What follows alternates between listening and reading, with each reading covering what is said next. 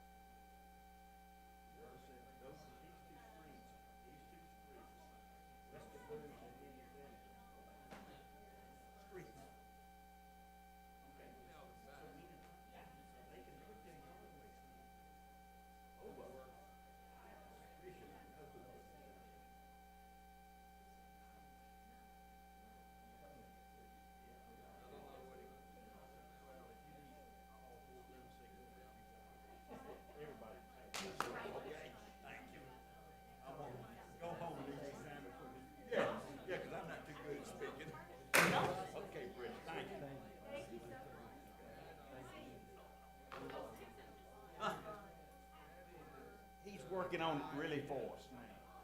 Yeah. So it's, well, that's all right.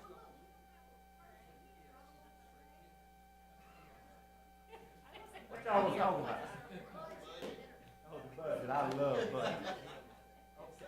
Thank y'all.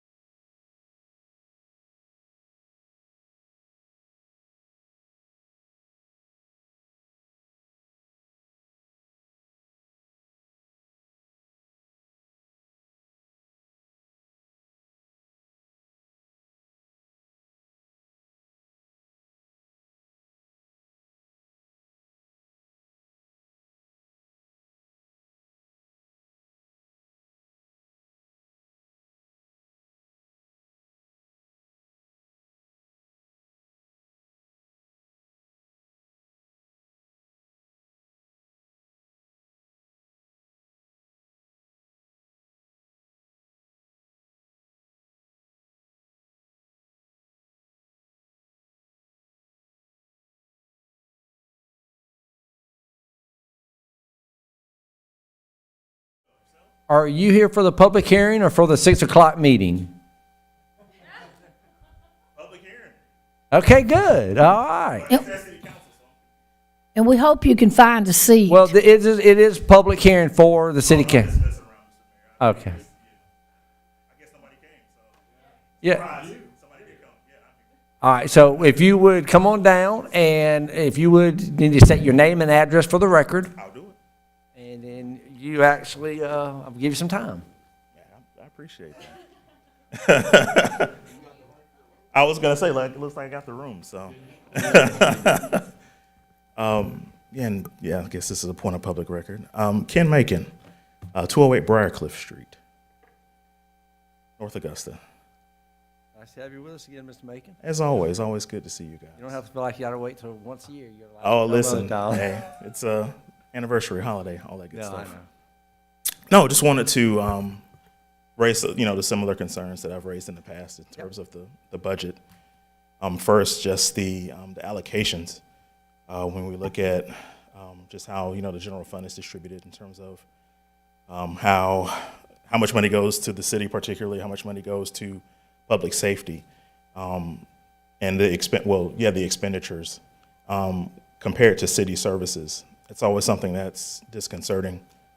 I want to say that 44% or something to that effect is being spent in terms of public safety, and another 30% is being spent in terms of city operations, which sounds good on paper, but when you look at just some of the disparities and things that are lacking in the community overall, it raises concerns. I think there's a drastic need here for transportation.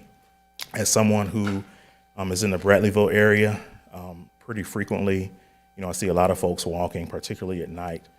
That's a concern to me. Would love to see an investment in transportation, and I would love to see that investment be made by the city to help people get around. I think that's something that I think should be allocated in the budget. Again, another one of my concerns is just in terms of, I get it, public safety. It's important, it's needed.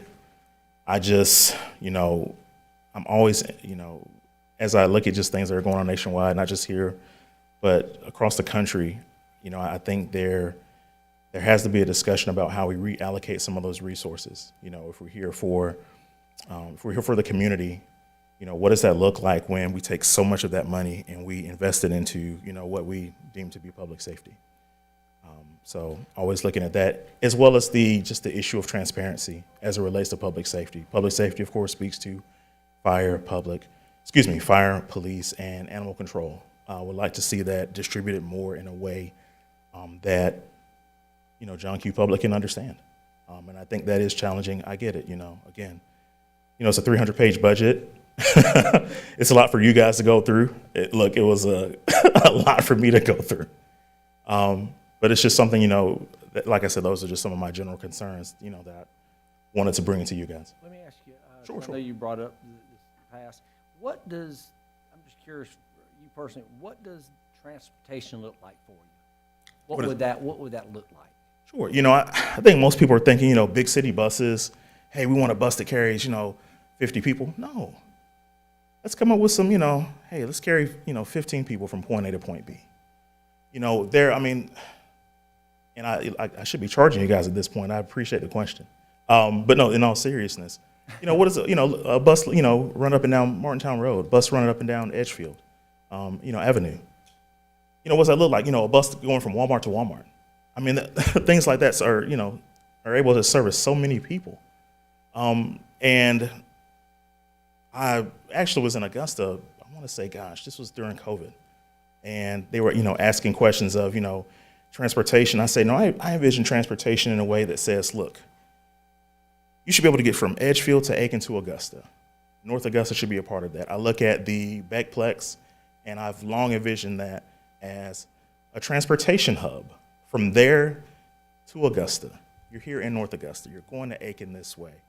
You can take 25 up and get to Edgefield. Just a lot of, from the interstate, a lot of different opportunities. So that's, long answer to. No, that's good, but I'm serious. So let me ask you this. Sure.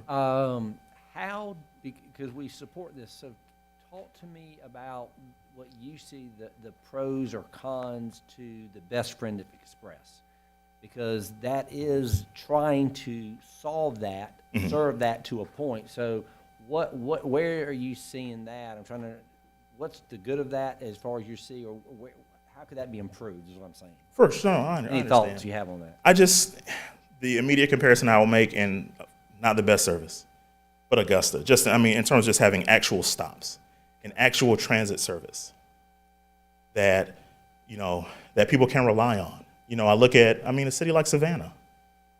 Like I mean, if we're going to say we're here to help people, if we're going to say, hey, we're here to help, you know, if we want to see people working, able to get to jobs, you know, we assume that everybody has transportation.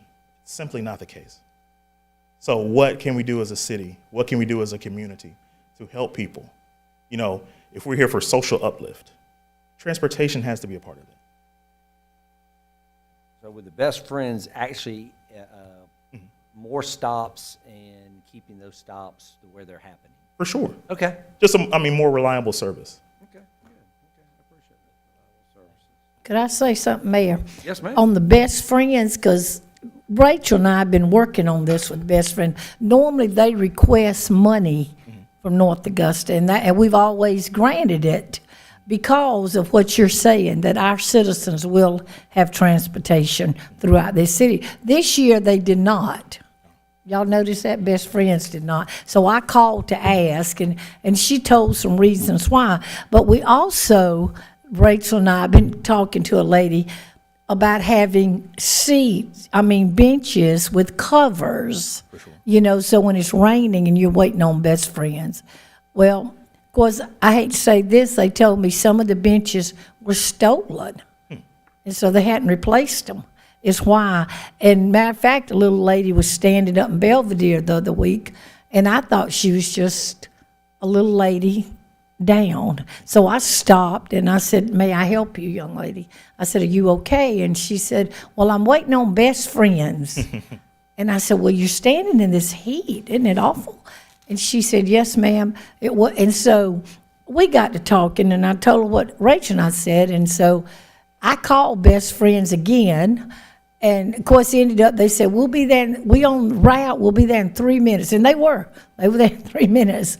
But like I said, it might be too helpful that you as a citizen call, it's really not, you don't call Best Friends. It's what, Aiken County Transportation or something, I don't know. It's not best. We could get that number for you. Okay. And just let them know too, because we have been calling back and forth but they did say this, the money sometimes that we have allotted them, that maybe we as a city could buy these benches, like over by Belk's. And like I said, now this one was out. It wasn't city limits of North Augusta, but it was there. And I mean, does that matter? But, you know, that might be something we look at too. And like I said, to have little shelters, because when you're standing there and it's pouring rain. But young man, I agree with you, because I wrote that 2 years ago, that, you know, to take seniors to their doctor appointments, or, you know, we had something. And I deal with people who don't have cars and no transportation. So that is a problem, you're right. So, but we might get you that number and let you call also, and let them see how important Best Friends is to North Augusta. Sounds good. Thank you, Mr. Macon. Thank you, guys. Appreciate your time. Thank you for caring, sir. Did we get his phone number? No, he won't give his phone number. Oh, we won't? Will you? But your address. Well, I just wanted to get you a number. You got him? Okay. No worries. My bad. Knock on your door during the election. I know where he lives. See ya.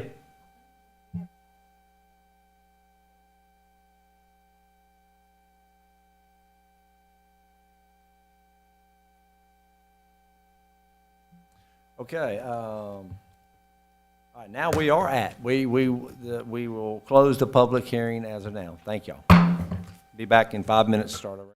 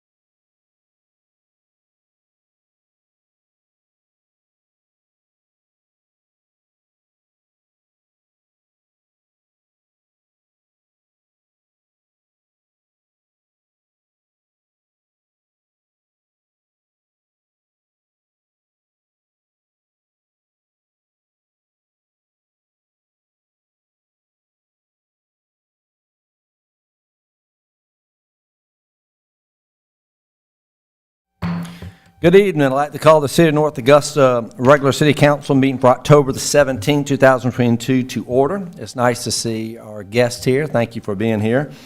You are welcome to join me in prayer.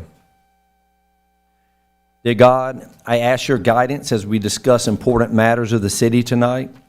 I ask that you give each of these council members discernment as we vote on important issues. I ask that each of us in this room will be open to listening to each other. We know that if the Lord delights in a man's way, he makes his steps firm. I ask for continued blessing for the city of North Augusta. Amen. And please stand for the Pledge of Allegiance. I pledge allegiance to the flag of the United States of America, to the republic for which it stands, one nation, under God, indivisible, with liberty and justice for all. Okay, we'll do roll call starting from my left. David McGee. Pat Carpenter. Britton Williams. Bob Brooks. Jennifer McCauley. Kevin Toole. Okay, thank you. Item 4, approval of minutes. Are there any additions, deletions, or corrections to the regular City Council meeting minutes of October the 3rd, 2022, the joint City Council and Planning Commission meeting minutes of October the 6th, 2022, or the study session minutes of October the 10th, 2022? Hearing none, then the minutes stand approved as distributed. Thank you. Okay, we're going to jump down to item 5, unfinished business.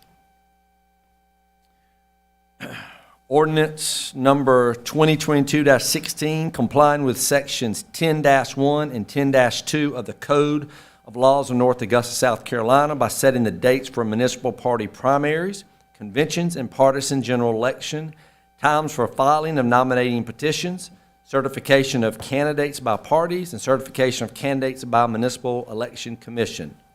Do I have a motion to approve this ordinance on second reading? So moved. Ms. McCauley, second. Second. Mr. Brooks, thank you. Anything you'd care to share about this, Ms. Moody? Just something very minor. The election will be held Tuesday, April 25th in 2023, and we have 3 seats that are open. Okay, very good. Thank you. Is there any public comments or public input? Okay, how about council discussion? Okay, here now, I'll ask for a vote. All in favor? And JD, that's unanimous. Thank you. Okay, under new business, first is ordinance number 2022-17, adopting a budget for fiscal year 2023 containing estimates of proposed revenues and expenditures by the City of North Augusta, South Carolina for the budget year beginning January the 1st, 2023, and declaring the same shall constitute the budget of the City of North Augusta for such budget year.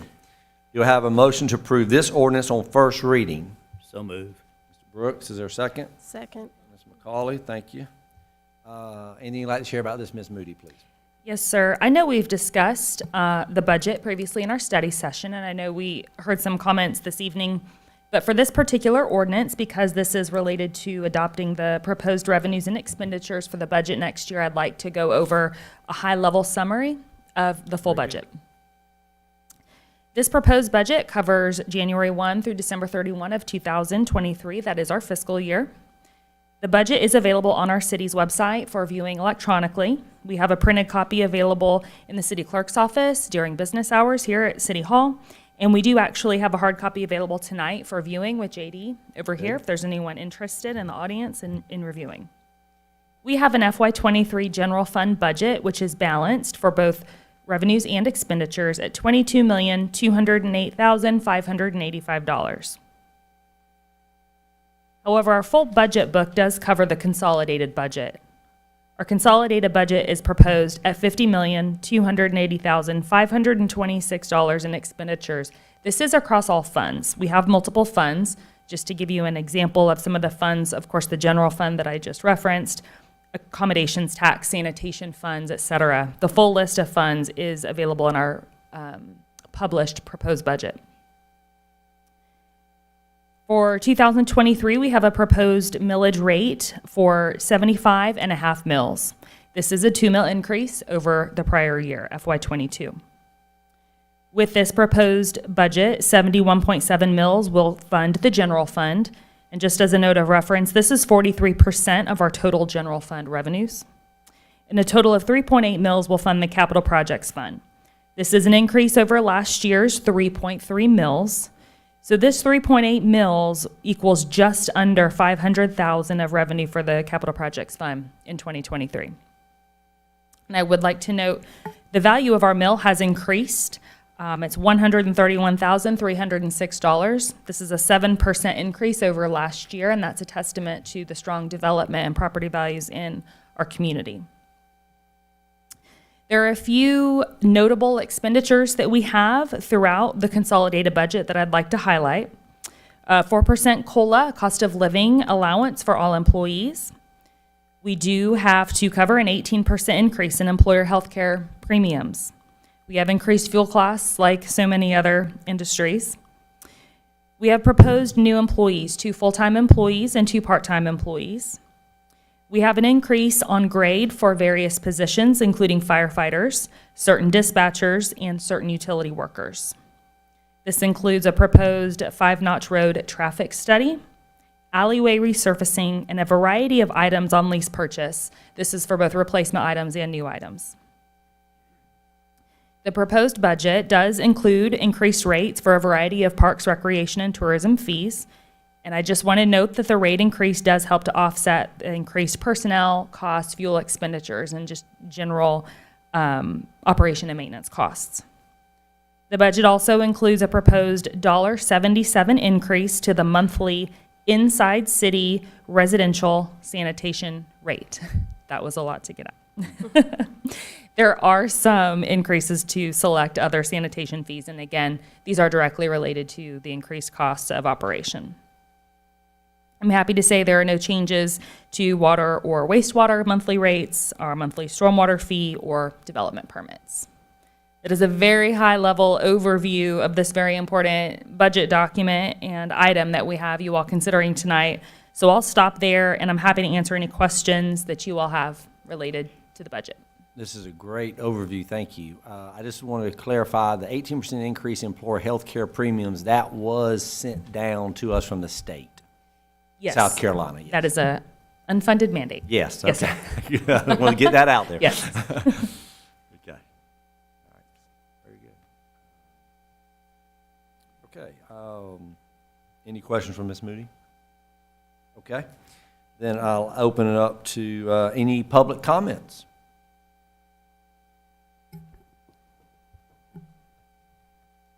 Okay. Any council discussion? I think the only thing I'd like to say is I support the budget. I think it was well put together. I've got no issues with the budget. I'm still struggling a little bit with the extra 0.5%. You know, I can get behind the 1.5% that we originally allocated. I think the reason for that, the pressure on us to do that for certain respects, the ability to provide the cost of living increase for our employees, to add the new positions, all of those things are things I can fully 100% support increase in taxes for. Even though the $500,000 isn't a whole lot of money, you know, our average citizen is paying somewhere in the neighborhood of 8% more for everything they're doing.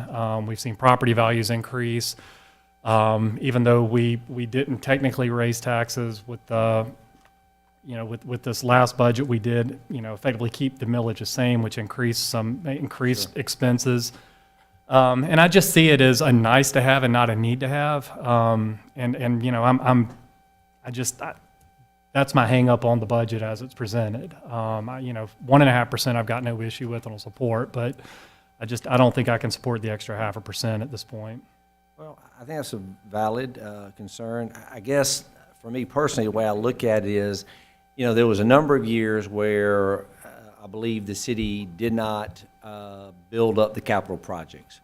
And, you know, if you go back for years, I think the goal, in quote, in a perfect world, is what we really want is to be able to have the ability to make purchases without always feeling like, boy, is the government going to give us ARPA? Or is there going to be something from the 1 cent local option? So I guess for me, I feel, I'm glad that council said last year, let's increase the millage.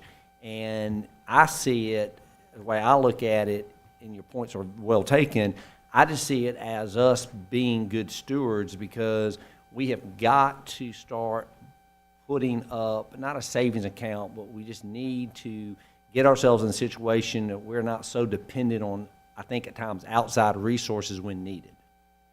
And, you know, if it was something like, you know, there's, even on this entire budget, we aren't expanding a new department. I mean, we are pretty lean across the board. I remember Mayor Pettit, we're not too deep in any position, quite frankly.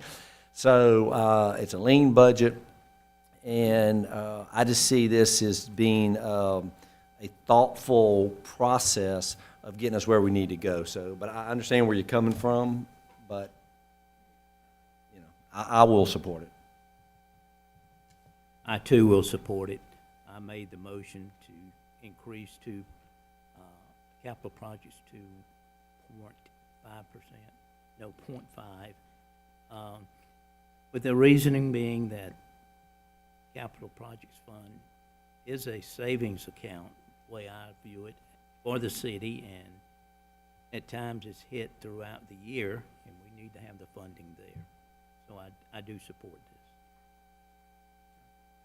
I'll just say that I support it too. I think Mayor Williams and Mr. Brooks both had great comments, and were pretty much the same comments that I would make as well. But I do think that, like Mayor Williams said, that we are kind of working off of a backlog over many years and getting the capital improvements fund project moving in the right direction, because there are a lot of items on here that were not funded that we're going to rely on ARPA money for. And if once that ARPA money runs out, eventually we're going to be looking for resources again too. So for those reasons, you know, after looking over ARPA funds and projects and other line items that still fall under capital improvements, I can just see that we're still in a little bit of a deficit. And of course, I'm like them, I support the budget, and I second the motion last time, but I just, maybe not last year, but 4 and 5 years ago, when we were just crunching numbers and thinking, God, we're gonna make it, you know. So I just think a little bit at a time is better than coming back and knocking people off their feet. It's my turn to say something. We don't have to. They've said everything I needed to say, but yeah, I support it tonight, so. Any follow-up questions on your end? You good? Okay. All right. So at this point, I'm going to ask for a vote. All in favor, please raise your hand. And that is 2, 4, 5, and we have 1 against. Or nay. I'm not sure how we say that. All right. 5 yea, 1 nay. 5 yea, 1 nay. Yeah. Okay. It passes, yeah. Okay. All right. Mayor Williams, did you call for a public comment on this? Okay. I did, yeah. Okay. You can see the swarm of people. Okay. Yes, I did, thank you.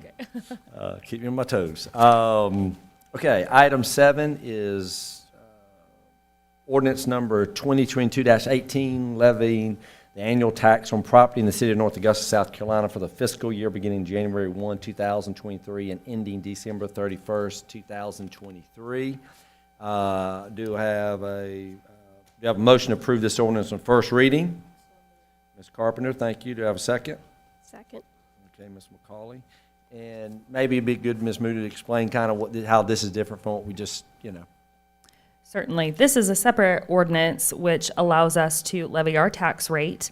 The tax is levied for motorized vehicles for the time period of January 1, 2023 through December 31st, 2023.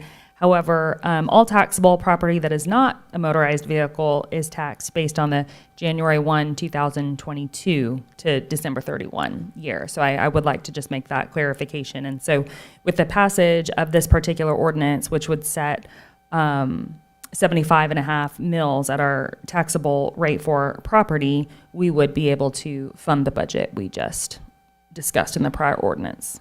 Okay, very good. Any public comments?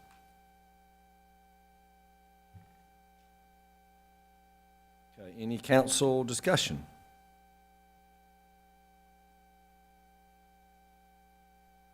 Okay, hear none, I will ask for a vote. All in favor? That's 1, 2, 3, 4, 5 yay, and that is 1 no. Thank you. Okay, we are now at item 8, which is ordinance number 2022-19, amending Article 4, Section 14-123, titled Sanitation Services Fees of the City Code of the City of North Augusta, South Carolina. I do have a motion to approve this ordinance on first reading. Okay, Ms. Carpenter, second. Mr. McGee, thank you, sir. And share anything you'd like to share on this, Ms. Moody, please. Yes, sir. This ordinance would establish the sanitation fees that will be charged to our customers beginning January 1, 2023. And as I mentioned previously, there's a $1.77 increase proposed for residential roll carts. Outside the city, it is a $2.47 increase. I'll note that. And there is a slight commercial fee increase. It's an increase of 15 cents per cubic yard. The full commercial rate table is on page 3 of the ordinance if folks have any questions. Okay, very good, thank you. Any public comments on this?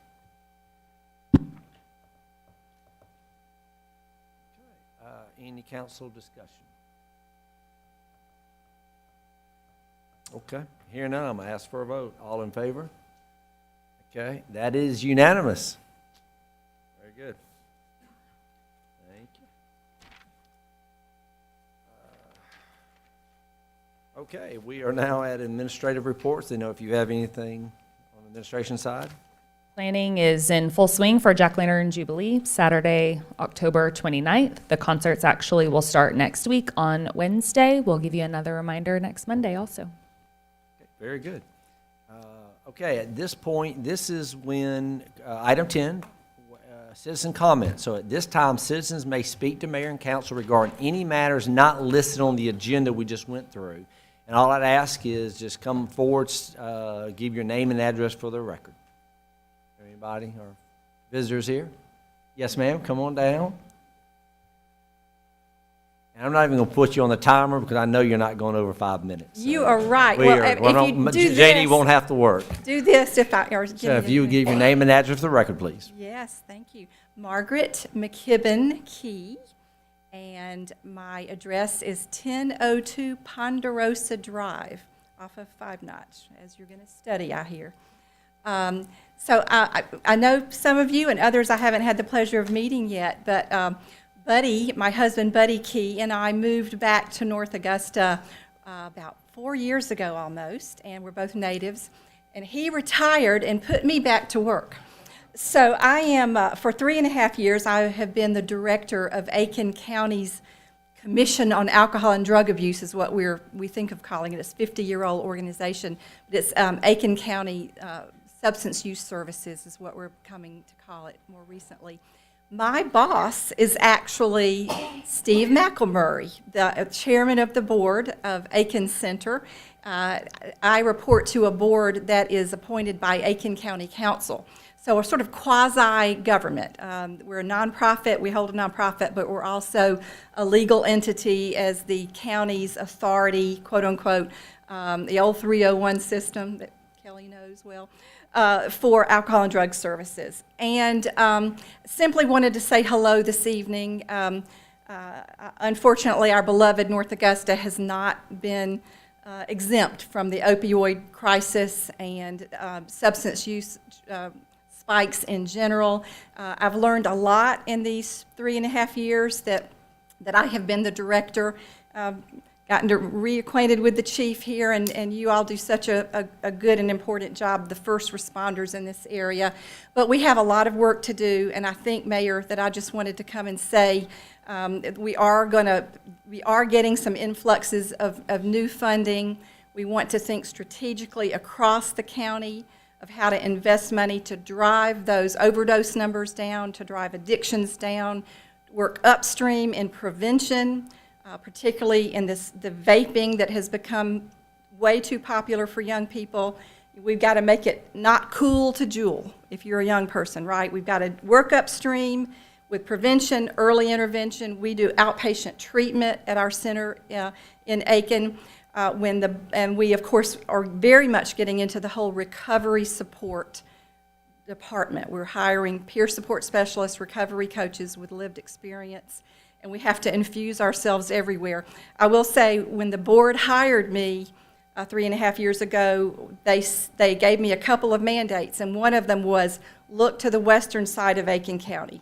It's hard for families to get to Aiken for treatment and classes and groups, and so we are. Of course, COVID disrupted lots of plans, but we very much would like to have a satellite office on this side of the county right here, and to do all kinds of good things right here closer to home for many people on the western side. I just want to say we're ready to partner in all kinds of ways, and it's just a privilege to be doing this work at such a critical time. Well, let me just say, Margaret has really elevated this position, the Aiken Center, and very professional, but you have really, I said, elevated in the community, in the whole area, and did a wonderful job. You really are. They got a jewel in you when Steve. I will just update council. Jim and I, Ms. Clifford, city administrator, and I, and even Chief, some of his captains, we've met numerous times with Margaret, and we definitely early on, but would love to see what a presence here in North Augusta looks like, and that's early on, but we are having conversations. We think the work you're doing, the opioid is, what's happening, it's growing fast. You're on top of it as far as getting it out there, and so we know it's an issue, and we definitely want to work with you, and you know that. So hopefully we'll be able to figure something out down the road. But thank you very much. Absolutely. For what you do. Thank you, and just call on me if I can answer any questions, or if you want to come tour the building in Aiken. Thank you, Margaret. Appreciate it. Okay.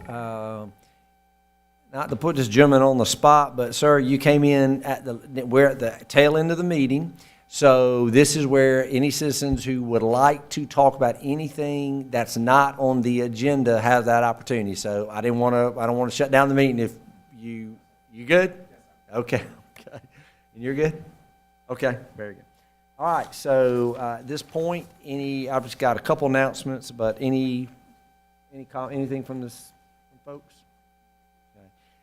I probably shouldn't say this, I don't have it exactly, but I do want to get this out. If I'm not mistaken, October the 24th through the 28th and October 31st through November the 4th will be early voting at Fire Station